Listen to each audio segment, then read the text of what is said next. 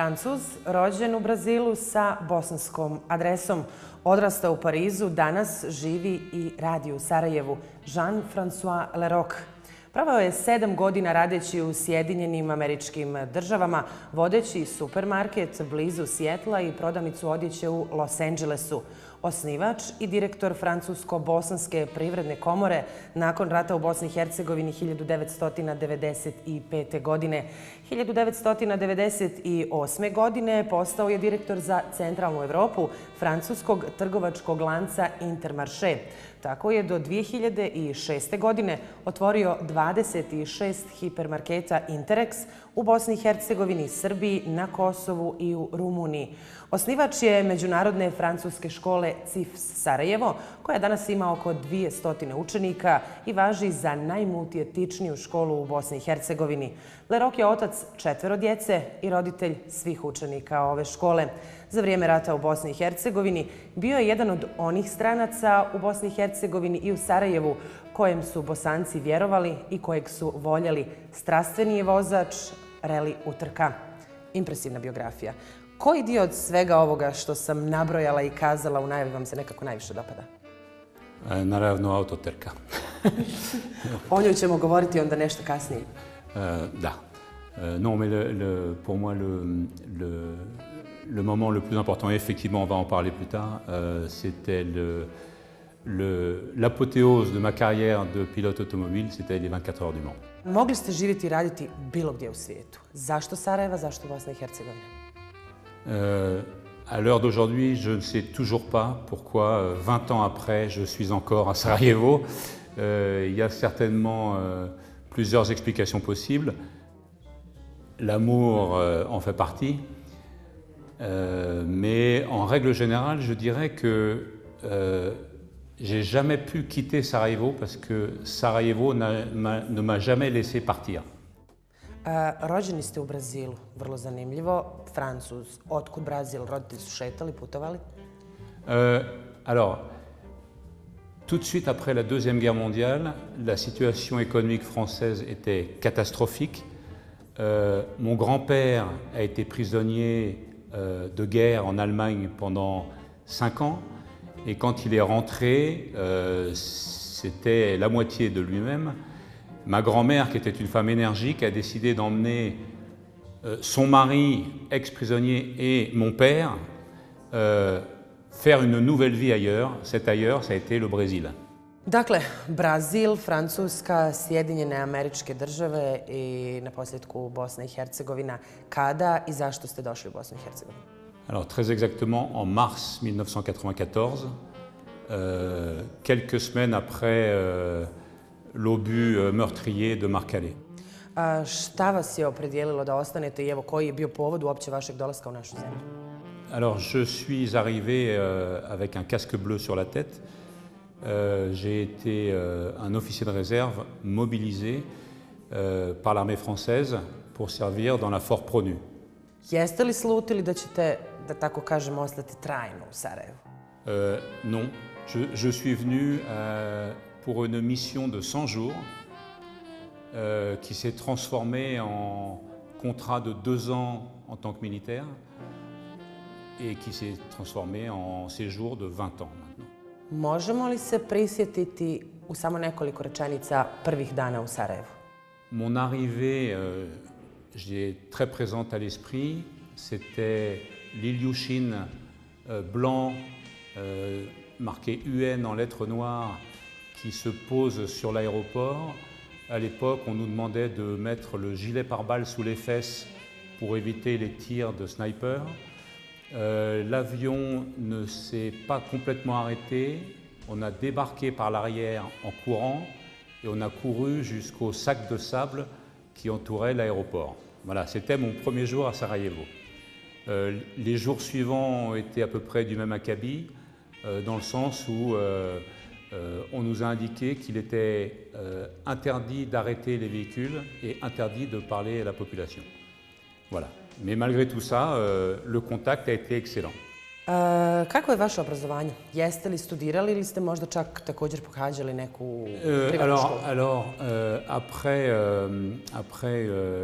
le baccalauréat option économique, j'ai été un mauvais étudiant, on peut dire, dans le sens où j'ai fait une année de droit, une année de sciences politiques, et mes études supérieures se sont arrêtées là. Et je suis parti aux États-Unis. Da li se ikad kajete zbog toga? Da li biste sad nešto promijenili da se vratite u to vrijeme? Non. Si c'était à refaire, je ne changerais rien parce que j'ai eu cette époque, je vais dire entre 16 et 20 ans, a été très très riche et très très intense. C'était une jeunesse française, parisienne, très très intense et que je ne regrette pas. Nakon tako intenzivne mladosti, prekrasne Pariške, Francuske, šta je ono na što ste se najteže navikli u Sarajevu? Način života je dosta drugačiji.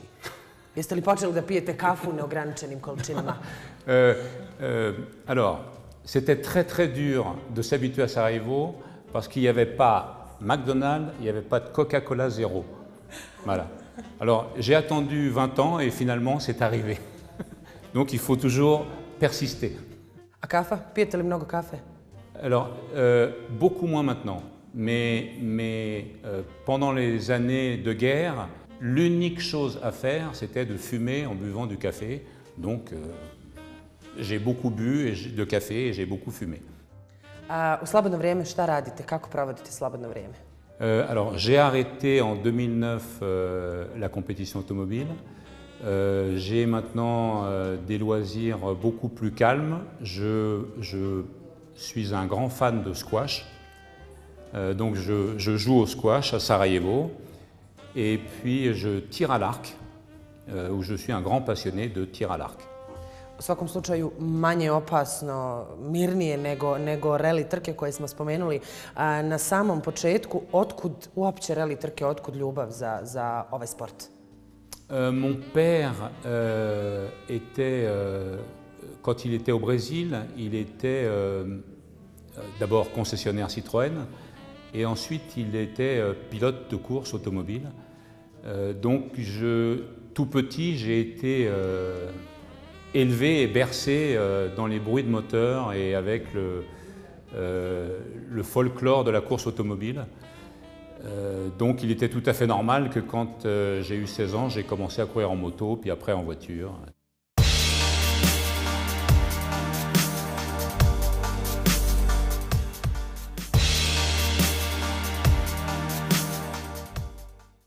Negdje sam pročitala, konkretno vaš citat, da je život bio prije Le Mansa i poslije Le Mansa. Zašto i šta to znači? Alors, je crois que j'ai une énorme chance, c'est d'avoir pu, et je le souhaite à tout le monde, de pouvoir réaliser son rêve d'enfant. La première fois que j'ai assisté aux 24 heures du Mans, j'avais 8 ans, c'est avec mon père, et dans ma petite tête d'enfant de 8 ans, je m'étais promis un jour, ce sera moi. J'ai eu la chance, 45 ans plus tard, de réaliser ce rêve. Donc forcément, après ça, la vie a une saveur différente. On a une impression d'accomplissement, peut-être. Evo, u skladu ili da kažemo nakon ovog sna došli ste i na ideju ili na san da osnujete privatnu školu. Otkud ideja? Pour une raison bien simple, c'est que j'ai une fille, enfin j'ai 4 enfants, mais ma dernière va à l'école, elle est à l'école à Sarajevo, et pour moi c'est important qu'elle ait cette double culture et cette double éducation. Comme elle, c'est une binationale, donc elle est bosnienne et française, et il n'y avait pas d'option pour qu'elle puisse recevoir cette double éducation. Donc, comme on n'est jamais mieux servi que par soi-même, je me suis intéressé à l'école internationale. U čemu je bila ili evo jeste najveća razlika kada je u pitanju vaša škola i ostale državne ili privatne škole, naravno ako izuzmemo samu činjenicu da se nastava odvija na stranom jeziku u Bosni i Hercegovini, to jeste na francuskom? Alors, nous appliquons les programmes français. Et la première différence, c'est que la scolarité française commence à 3 ans. Donc on a l'année des 3 ans, 4 ans, 5 ans, une vraie école qu'on appelle l'école maternelle. Ça, c'est une différence considérable avec le système, pas seulement bosnien, je dirais ex-yougoslave. La seconde différence, c'est qu'on a une très grande exposition à l'international. Kako je tekao razvoj ove škole? Alors, une première école française a été créée en 1998, qui avait démarré avec 20 élèves, par une institution française semi-étatique. Et puis en 2010, cette institution refusait d'ouvrir les classes après l'âge de 10 ans. C'est-à-dire c'était une école qui accueillait les enfants jusqu'à 10 ans.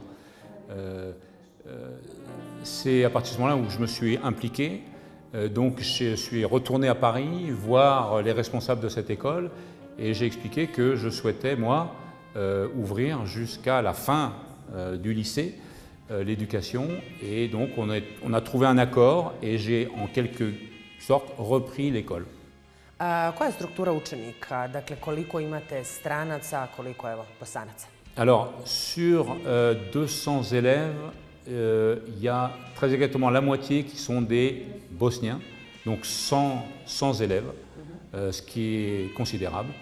Il y a à peu près 35 Français et le reste, 65, sont de 23 nationalités différentes. On a une dizaine d'élèves américains, on a 5 ou 6 Russes. On est vraiment très international. Kao što sam i kazala na samom početku, najmultietičnija u Bosni i Hercegovini. Isto pitanje važi evo kada su u pitanju uposleni u ovoj školi, dakle učitelji, nastavnici, profesori. Kakva je tu struktura? Koliko imate tu Bosanaca, koliko stranaca? Alors, on a donc tout d'abord pour être homologué par le ministère français de l'Éducation nationale, on doit avoir 50% du corps enseignant qui doit être français diplômé. Donc nous, on a en fait 12 Français, 10 Bosniens, 2 Américains, un Anglais, un Espagnol, un Russe. Ipak je kompletna nastava na francuskom jeziku. Non. À partir du collège, c'est-à-dire à partir de 10 ans, certaines classes sont données, alors toujours selon le programme français, mais soit en bosnien, soit en anglais. C'est-à-dire on peut tout à fait imaginer qu'il y ait un cours de mathématiques qui soit donné en langue anglaise. U razvijenim državama Evrope evo nekako vode se česte debate o reformi školstva, škola općenito, kada je u pitanju obrazovni sistem, o prelasku sa memorijskog na kreativno znanje. Kakvo je vaše stajalište po tom pitanju? Alors, la caractéristique